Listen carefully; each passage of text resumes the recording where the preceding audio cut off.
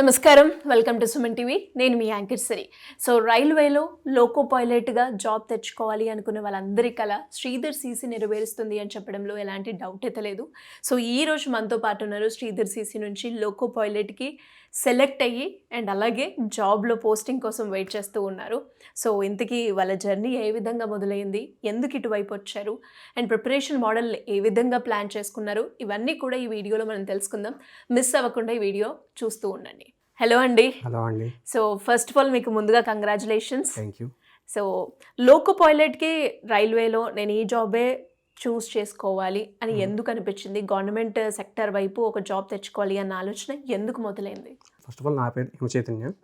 నేను ఫస్ట్ నుంచి గవర్నమెంట్ జాబ్కి వద్దామని అనుకోలేదు. నా కెరీర్ ఎలా స్టార్ట్ అయిందంటే, నేను ఫస్ట్ బీటెక్ చేసిన తర్వాత ఎంటెక్ చేసిన తర్వాత నేను ఎలా అంటే ప్రొఫెసర్కి వెళ్దాం, అసిస్టెంట్ ప్రొఫెసర్కి చేద్దాం అనుకుని అది వెళ్ళిపోయాను. వెళ్తే అసిస్టెంట్ ప్రొఫెసర్కి చేసిన తర్వాత ఏమైందంటే, వాళ్ళు 10,000 12,000 శాలరీ ఇచ్చేవాళ్ళు. అది కూడా 2 monthsకి ఒకసారి ఇచ్చేవాళ్ళు. అక్కడ ఒక ఫెయిల్ అయిపోయింది. సరే ఫెయిల్ అయిపోయిన తర్వాత మళ్ళీ బయటకు వచ్చి వేరే కంపెనీస్లో పని చేసుకుందాం అనుకుంటే, మనకి కరోనా రావడం వల్ల అప్పుడు రిసెషన్ వచ్చింది. అప్పుడు తీసేశారు. అప్పుడు రెండోసారి ఫెయిల్ అయింది. ఇంకా ఇలా కాదులే అని చెప్పేసి మా నాన్నగారు ఏమన్నారంటే, నువ్వు ఇలా వద్దు, శ్రీధర్ సీసీకి వెళ్ళు, జస్ట్ ట్రై చేయి.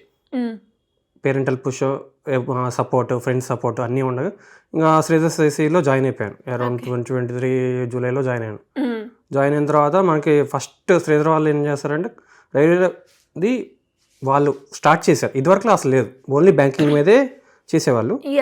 ఇప్పుడు కొత్తగా రైల్వే వాళ్ళది స్టార్ట్ చేశారు. నేను జాయిన్ అయ్యాను. ఒక ఏఎల్పిఎన్ కాదు, అన్నికి ప్రిపేర్ అవుతా వచ్చాను. ఆ ప్రాసెసర్లో నాకు ఏఎల్పి అనేది ఫస్ట్ CBT 1 క్లియర్ చేశాను. తర్వాత CBT 2కి అరౌండ్ 100+ టెస్ట్సే పెట్టారు. 100+ టెస్ట్ పెట్టగా నేను ప్రతిదీ ఏది వదిలిపెట్టకుండా మొత్తం కంప్లీట్ రాశాను. రాయడం వల్ల ఏంటంటే నాకు CBT 2 కూడా క్లియర్ చేశాను. తర్వాత సైకోమెట్రీ పెట్టారు. సైకోమెట్రీ నాకు తెలిసి దగ్గర 1500+ టెస్ట్లే పెట్టారు. దాంట్లో ప్రతి ఎగ్జామ్ కి మీకు ఆల్మోస్ట్ ఒక 1000+ ఎగ్జామ్స్ నేను రాశాను, ఏది వదిలిపెట్టుకున్నా. ఒక ఏఎల్పిఎన్ కాదు, నేను రాసిన వాటిలో ఇంకా చూసుకుంటే ఒక 5000 టెస్టుల దాకా పెట్టుంటారు. నేను అందుట్లో వాళ్ళని పెట్టగా నేను అంటే రెగ్యులర్ గా జరుగుతాయి శ్రీధర్ సీసీలో? రెగ్యులర్ జరుగుతాయి, డే టు డే జరుగుతాయి. ఏ కోర్స్ లో అయినా కూడా ఈ టెస్ట్లు అయితే కామన్ గా జరుగుతూనే ఉంటాయి. నేను ఒక ఏఎల్పిఎన్ కాకుండా, ఏఎల్పి కాదు, NTPC టెక్నీషియన్ అన్ని ఎగ్జామ్స్ ఎప్పుడు ఖాళీ ఉంటే ఏ షెడ్యూల్ చూసి దాన్ని బట్టి చూసుకొని అన్నిటికీ ఒకటే సిలబస్, ఇబ్బంది ఏమి ఉండదు కాదు. అంటే మీరు ఈ కోర్స్ లో జాయిన్ అయ్యారు, నేను ఈ కోర్స్ కి సంబంధించి ఎగ్జామ్ రాయొచ్చా, అలాంటి ఏమైనా ఉంటుందా శ్రీధర్ సీసీ? ఉంటుంది. అంటే ఏదైనా మనం రాసుకోవచ్చు. ఇప్పుడు అంతేందుకు మొన్న హైకోర్టుకి కూడా పెట్టారు. మామూలుగా NACL అని చాలా వరకు పెడుతూనే ఉన్నారు. మనకి ఏ కోర్స్ అయినా సిలబస్ సేమ్ అయితే మాత్రం ఎన్ని ఎగ్జామ్స్ అయినా రాసుకోవచ్చు. వాటిలో అయితే ఇబ్బంది రిస్ట్రిక్షన్స్ ఏం లేవు, యాజ్ లాంగ్ యాజ్ మనకి ఇంట్రెస్ట్ ఉంటే. అంటే ఎలా సపోర్ట్ చేస్తుందండి శ్రీధర్ సీసీ ఒక స్టూడెంట్ కి? అంటే ఏ కోర్స్ లో జాయిన్ అయిన వాళ్ళైనా, అండ్ ఇప్పుడు మీరు బ్యాంకింగ్ లో జాయిన్ అయ్యారు, దాని తర్వాత ALP లో రాశారు, ఎలాంటి సపోర్ట్ ఇస్తుంది శ్రీధర్ సీసీ ఒక స్టూడెంట్ కి? కావాల్సిన కంప్లీట్ సపోర్ట్ ఇస్తుందండి. ఫస్ట్ అంటే ఎగ్జామ్స్ పెట్టిన తర్వాత పెట్టిన నెక్స్ట్ రోజుకి ఎక్స్ప్లెనేషన్స్ ఉంటాయి, కంప్లీట్ ఎక్స్ప్లెనేషన్స్ ఉంటాయి. ఆ ఎక్స్ప్లెనేషన్ వినేసి మళ్ళీ మనకేం డౌట్లు ఉంటే మళ్ళీ ఫ్యాకల్టీ దగ్గరికి వెళ్తే అవి కూడా చెప్తారు, ఇబ్బంది ఏమి ఉండదు. అవి మళ్ళీ చూసుకొని మళ్ళీ దాని తగ్గట్టు మనం ప్రిపేర్ చేసుకొని మళ్ళీ ఇంకేమైనా డౌట్లు ఉంటే మళ్ళీ వెళ్ళి అడిగినా చెప్తారు, ఇబ్బంది ఏం లేదు. దానివల్ల మనకి ఏంటంటే మనకి డే టు డే నాలెడ్జ్ పెరుగుతుంది, కానీ మనకు తగ్గడం ఏం జరగదు. అండ్ అలాగే ఎస్పెషల్లీ లోకో పైలట్ లో మనకి 2 ఎగ్జామ్స్ ఏవైతే ఉన్నాయో అవి కామన్ గా ఉంటాయి. ఎస్పెషల్లీ సైకోమెట్రిక్ టెస్ట్ ఏదైతే ఉందో CBT 2లో వచ్చేసి ఏంటంటే మళ్ళీ మనకి ట్రేడ్ అని చెప్పేసి ఉంటుంది. ఆ ట్రేడ్ సార్ కూడా పర్టికులర్గా పిలిపించి చెప్పించారు. దాంట్లో మనకి మెయిన్ పార్ట్ ఏంటంటే ఇంజనీరింగ్ డ్రాయింగ్ అని చెప్పేసి ఇంకోటి ఉంది సబ్జెక్ట్. అది పార్ట్ ఏలో ఉంది, పార్ట్ బిలో కూడా ఉంది. దాదాపు మొత్తం చెప్పించారు. దానివల్ల ఏంటంటే బాగా ప్లస్ పాయింట్ అయింది నాకు. అండ్ అలాగే కాంపిటేటివ్ ఎగ్జామ్ కి మెయిన్ గా కావాల్సింది అక్యురసీ అండ్ టైం. ఈ 2 ఎగ్జామ్ లో మీరు ఎలా బ్యాలెన్స్ చేశారు? దానికి శ్రీధర్ సీసీ మిమ్మల్ని ఏ రకంగా ట్రైన్ చేసింది? నాకు ట్రైనింగ్ అంటే నాకు తెలిసినంత వరకు అయితే అసలు వన్స్ ఎగ్జామ్లో కూర్చుంటే మనకు టైం అనేది తెలియదు. ఫస్ట్ ఆ కాన్సెప్ట్లోనే ఉండేవాళ్ళం. అలా శ్రీధర్ సీసీ ప్రిపేర్ చేస్తుంది, స్టూడెంట్ని ప్రిపేర్ చేస్తుంది. ఇప్పుడు ఎగ్జాంపుల్ తీసుకుంటే సైకోమెట్రీ ఎగ్జామ్ జరిగితే మా సార్ వాళ్ళు ఏంటంటే ఒక లిమిట్ తగ్గించే పెడతారు. ఏంటంటే మనకి స్పోర్ట్ పెరగడం కోసం తగ్గించే పెడతారు. దానివల్ల ఏమవుతుందంటే మనకి ఇక్కడికి టెస్ట్ ప్రాక్టీస్కి యాక్చువల్ ఎగ్జామ్కి ఏంటంటే మ్యాచ్ అయ్యి మనం కంగారు పడకుండా ఉంటాం. దానివల్ల ఏంటంటే మనకి మైండ్ షార్ప్గా ఉంటుంది. ఓకే.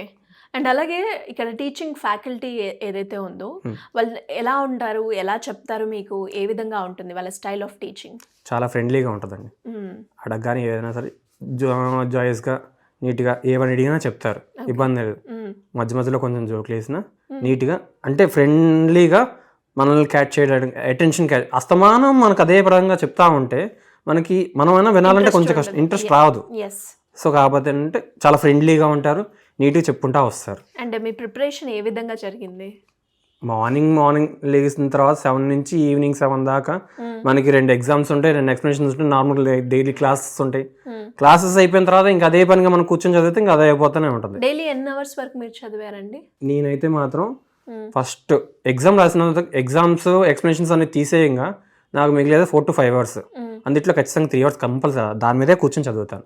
వాళ్ళు ఇచ్చిన పేపర్స్ అయినా రివిజన్ చేయడం అయినా సరే ఏవైనా సరే కంప్లీట్గా చూసుకున్న తర్వాతే మళ్ళీ సేమ్ రిపీట్. ఓకే.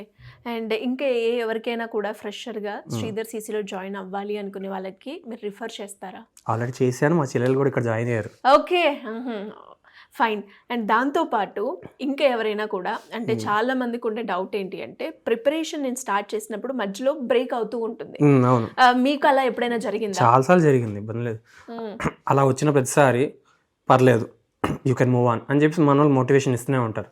దాంతోపాటు మనము తీసుకోవాలి, అట్ ద సేమ్ టైం మనకి బ్యాక్గ్రౌండ్లో మంచి మోటివేషన్ ఉంటే వెళ్ళిపోతూనే ఉంటారు. అంటే ఎలా ఉందండి మీకు మోటివేషన్ అన్నారు కాబట్టి సపోర్ట్ అనేది చాలా ఇంపార్టెంట్. ఫ్యామిలీ నుంచి అయినా ఎస్పెషల్లీ మనము 1 year 2 years రెన్ని పెట్టుకున్నప్పుడు ఫ్యామిలీ సపోర్ట్ తో పాటు రిలేటివ్స్ నుంచి మనకు ఒక తెలియకుండా ప్రెషర్ వస్తూనే ఉంటుంది. సో దీన్ని ఎలా బ్యాలెన్స్ చేశారు? ఎలా ఉండే ఆ సిచ్యువేషన్? ఎలా ఉన్నాను, వాళ్ళు ఎంత ప్రెషర్ చేసినా okay we should move on, ఏం జరిగినా సరే మనం మూవ్ ఆన్. నాకు మెయిన్గా ఏంటంటే మా ఫ్యామిలీ సపోర్ట్ చేశారు. ఫ్రెండ్స్ ఏమన్నా సరే ఇంతకుముందు 2 సార్లు ఫెయిల్ అయినా పర్లేదు, నువ్వు ముందు carry on you carry on. Main మా ఫాదర్ కానీ మా ఫ్రెండ్స్ కానీ యూ క్యారీ ఆన్, ఏదైతే అది అయితే చూసుకుందాం, ఇబ్బంది లేదు, కానీ ఇల్లే చూద్దాం అన్నట్టుగా చెప్పారు. ఈ జర్నీలో ఎక్కడైనా మీరు లో అయిన మూమెంట్ ఉందంటారా? చాలా లో అయిన ఏ సందర్భాల్లో అండి? చాలా మంది అవుతూ ఉంటారు. బేసిక్ గా తెలుసుకోవడానికి ఓహో మనం కూడా ఇంకొకసారి మనకి ఇలా అయినా కూడా మనం మూవ్ ఆన్ అవ్వడానికి అడుగుతున్నాం. ఒక సిచ్యువేషన్ చెప్తాను. నేను రైల్వే జాయిన్ అవ్వక ముందు స్టార్టింగ్లోనే స్టేట్ బ్యాంక్ది క్లర్క్ పడింది. క్లర్క్ పడినప్పుడు ఏంటంటే నాకు కట్ ఆఫ్ వచ్చేసి 52 ఏమో ఉంది, నాకు 52.50 ఉంది, నాకు 52.25 వచ్చింది. అక్కడ పోయింది, బాధేసింది. సరే తర్వాత అని చెప్పేసి ఇంకా అలాగే సెకండ్ టైం మళ్ళీ 2025లో కూడా అలాగే రాశాను. అప్పుడు కూడా అంతే, కట్ ఆఫ్ ఏమో 50 ఉంది, మనకి నాకు వచ్చిందేమో 49 పాయింట్ సంథింగ్ వచ్చింది. అలా పోతున్నాను. అలా కాదులే అని చెప్పేసి అయినా సరే మళ్ళీ బ్యాక్ మూవ్ ఆన్. ఓకే, ఫైనల్గా శ్రీధర్ సీసే గురించి ఒక 2 wordsలో చెప్పాలి అంటే ఏం చెప్తారు? 2 words కాదు, సింగిల్ వర్డ్ చెప్తా, ఇట్స్ ఎ సక్సెస్. అంతే. సో ఏ స్టూడెంట్ అయినా కూడా గవర్నమెంట్ జాబ్ కొట్టాలి అనుకుని శ్రీధర్ సీసీలో కనుక జాయిన్ అయితే కన్సిస్టెంట్ గా ఉంటే మాత్రం అసలు ఇబ్బంది లేకుండా కొట్టేస్తారు. ఓకే, మీరు ఫాలో అయిన 3 formulas ఏంటి సక్సెస్ అవ్వడానికి? ఫస్ట్ డైవర్షన్ ఉండకూడదు, సెకండ్ మోటివేషన్ ఉండాలి, థర్డ్ వచ్చేసి మన కన్సిస్టెన్సీ ఖచ్చితంగా ఉండాలి. పక్కన నెగిటివ్ పాయింట్స్ నెగిటివ్ కలిసిన మన అస్సలు ఆలోచించకూడదు. అది నా కాన్సెప్ట్. మరి రిజల్ట్స్ చూసుకున్న తర్వాత పేరెంట్స్కి చెప్పిన తర్వాత వాళ్ళ ఫీలింగ్ ఏ విధంగా ఉంది, మీకు ఎలా అనిపించింది? నేను యాక్చువల్లీ మా పేరెంట్స్కి చెప్పింది మొన్న చెప్పాను. ఏది ఫైనల్ రిజల్ట్ వచ్చిన తర్వాత అంటే CBT 1 అయిందని చెప్పాను, CBT 2 అని చెప్పాను. బట్ ఆఫర్ లెటర్ వచ్చేదాకా వాళ్ళకి ఎవరికి అందరికీ టెన్షన్గానే ఉంటుంది. అందుకంటే నా రూమ్మేట్ నా పక్కన నాతో పాటు చదువుతూ సైకోమెట్రీ క్వాలిఫై అయ్యాడు, కానీ ఫైనల్ మెరిట్లో పోయాడు. ఎంత ఇప్పుడు 64 వచ్చింది అనుకో కట్ ఆఫ్, తనకి 62 వచ్చింది. నాకు కట్ ఆఫ్ 65 ఉంది, నాకు 68 వచ్చింది. దానివల్ల నేను గెటిన్ అయ్యాను. Okay, anyways all the best and thank you so much. Thank you.